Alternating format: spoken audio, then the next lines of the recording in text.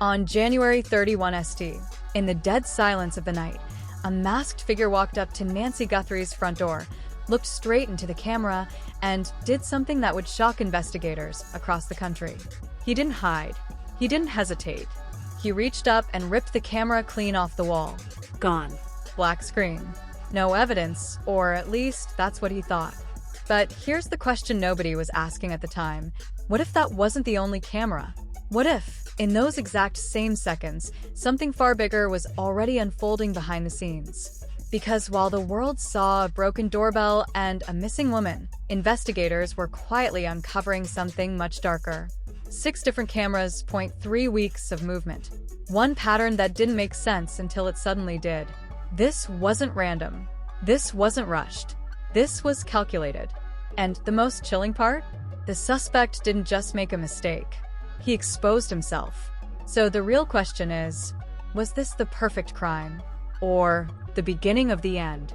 What investigators found next didn't just raise questions, it completely shattered the idea that this was some random, late-night break-in.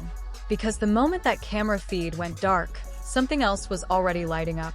Not one system, not 2, but multiple silent witnesses scattered across the neighborhood, all capturing fragments of the same night, the same figure, the same chilling pattern. And when those fragments were finally pulled together, they told a news no one was prepared for.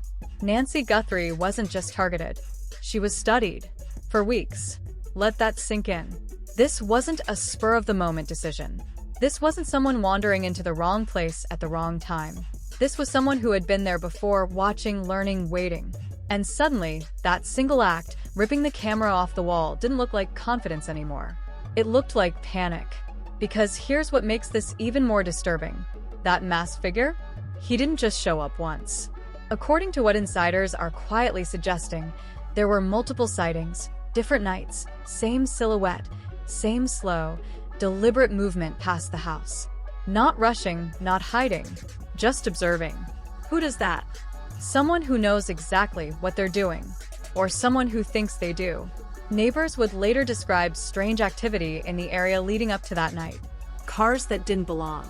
Vehicles passing by more than once, sometimes slowing down, sometimes stopping just long enough to feel wrong. At first, it was nothing, just background noise. Until it wasn't. Because when investigators started aligning timestamps, matching movements, tracking patterns across different angles, a timeline began to form. And it stretched back weeks. 3 full weeks of quiet surveillance. 3 weeks of someone circling closer, getting bolder, more precise. Almost like they were rehearsing. And here's where things take an even darker turn. The house itself showed signs that didn't match a simple break-in. There was no chaos. No signs of a struggle scattered across rooms. No drawers ripped open. No valuables taken. Instead, there was absence. Deliberate absence. Nancy was gone. No phone. No medication. No shoes. Just gone. And if you think that sounds strange, you're not alone. Because to anyone looking closely, it didn't look like theft. It looked like extraction. Clean. Focused. Intentional. Which raises the question no one wants to answer out loud. Why her? And more importantly, who would go to this level of planning for an 84-year-old woman? That's when the conversation started shifting. Quietly at first. Then louder. Because Nancy wasn't just anyone. Her family, her connections, her visibility, suddenly those details weren't just background information anymore. They were motive. And if that's true, if this was targeted, if this was planned, then the person behind that mask didn't just take a risk that night. They made a move. A calculated one. But here's the twist no one saw coming. While they were watching Nancy's house, something else was watching them. Recording every step, every visit, every mistake. And the deeper investigators looked, the more it became clear. This wasn't just a disappearance anymore. This was a game. And someone had been playing it long before that camera ever hit the ground. And just when it seemed like investigators were finally starting to understand the pattern, the case took a turn that nobody saw coming. Because the image the public had been obsessing over, that one frozen frame of a masked figure at the door, might not have even been from the night Nancy vanished. Let that hit for a second. What if the moment everyone thought was the crime wasn't the crime at all? What if it was just a preview? Behind closed doors, sources began hinting at something quietly unsettling. The timestamp on that footage didn't fully line up. Small inconsistencies, subtle gaps, the kind of details most people would never notice, but investigators live for. And when they started digging into those discrepancies, the timeline didn't just shift. It expanded. Suddenly, that figure wasn't tied to one night anymore. It was tied to multiple. Different dates. Same presence. Same behavior. Standing. Watching. Returning. Again and again and again. Now, ask yourself, how does someone walk up to the same house on different nights, in the same controlled way, and think they're invisible? Confidence? Or experience? Because this is where things start to feel less like a crime and more like an operation. The kind where nothing is left to chance. The kind where every move is calculated in advance. And then came the vehicles, dark-colored, low visibility, moving through the area at odd hours when the streets were empty enough to disappear, but not empty enough to raise alarms. At first, it was just a coincidence. Until it wasn't, because the same vehicle, same shape, same movement pattern started appearing across different recordings. Different nights, different angles, always close enough to matter. Never close enough to be obvious. That's not luck. That's repetition. And repetition creates patterns. Patterns create evidence. And evidence creates problems. Especially for someone who thought ripping down a single camera would erase everything. But here's where it gets even more intense. While the outside surveillance was painting one picture, the inside of the house was telling another. There were details, small, almost invisible details that didn't match a forced entry or a chaotic struggle. Doors positioned in ways that didn't make sense. Entry points that felt deliberate. Almost like someone knew exactly where to go, exactly what to do, and exactly how to leave. Which brings up the question investigators couldn't ignore anymore. What if this person wasn't just watching from the outside? What if they already knew the inside? Because around the same time, something else started circulating. Messages. Claims. People coming forward, saying they had information, that they knew what happened, that they could explain everything. Most of it? Noise. Empty words chasing attention. But not all of it, because a couple of those messages stood out. They didn't just make claims. They referenced details. Specific details. The kind you don't guess.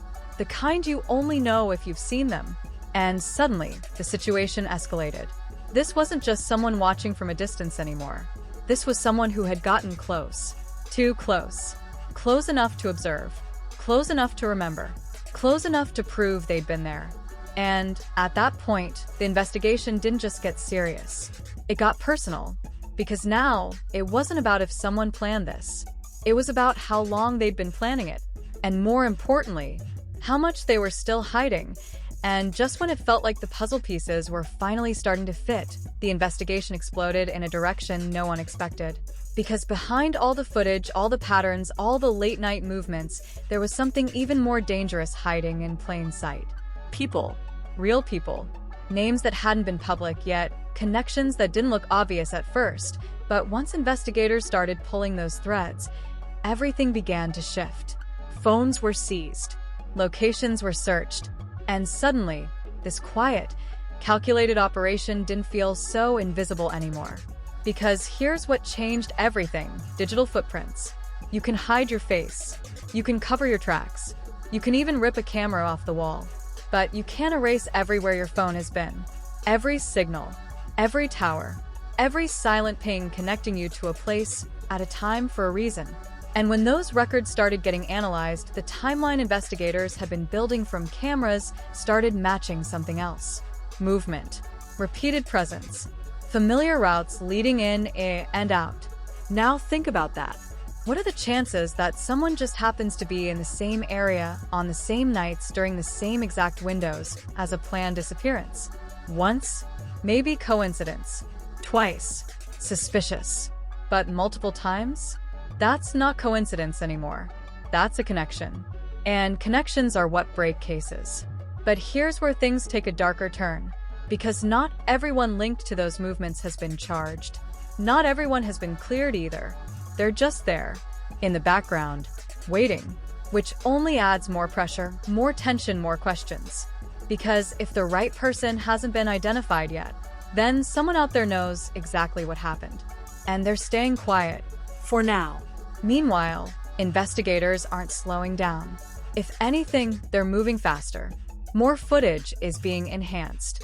More data is being cross-checked. More patterns are being uncovered. Because somewhere in all of this, there's a final piece.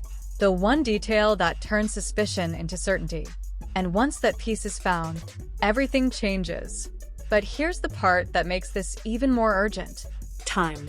Because while all of this is happening behind the scenes, while analysts are studying frames and tracking movements, Nancy is still missing. No confirmed sightings. No direct contact. Nothing that answers the one question everyone is afraid to ask out loud. Is she still out there? Waiting? Or has the truth already slipped too far out of reach? That's what makes this case different. It's not just about solving a mystery. It's about beating the clock. And right now, that clock isn't slowing down. But neither is the investigation. Because if there's one thing that's become painfully clear, the person behind that mask thought they were in control. They thought they planned everything. They thought they covered every angle. But they missed something. Something small. Something silent. Something that's been watching from the very beginning. And when that final detail comes to light, it won't just expose what happened that night. It will expose who was behind it all along. And when that happens, there will be nowhere left to hide. And now everything comes down to this. A masked figure, 6 silent cameras, 3 weeks of calculated movement, and one mistake that may have just exposed everything. So let me ask you something. Do you really think this was just one person? Or are we looking at something much bigger, something more organized, something that hasn't fully come to light yet? Because the deeper this goes, the more it feels like we're only seeing the surface. Someone planned this. Someone executed it. And someone out there right now knows exactly what happened. The question is, why haven't they spoken? Is it fear? Loyalty? Or are they waiting for the right moment? Drop your theory in the comments right now. I want to know what you think actually happened that night. Was it a targeted operation? A staged setup? Or is there a detail everyone is still missing? And don't just scroll past this, because cases like this don't stay hidden forever. At some point, the truth breaks through. Make sure you're here when it does. Hit like if you think those cameras already captured the answer. Subscribe right now because the next update could change everything. And you don't want to miss the moment this entire news flips upside down. Because trust me, when the final piece is revealed, this won't just be another mystery. It'll be the moment everything finally makes sense.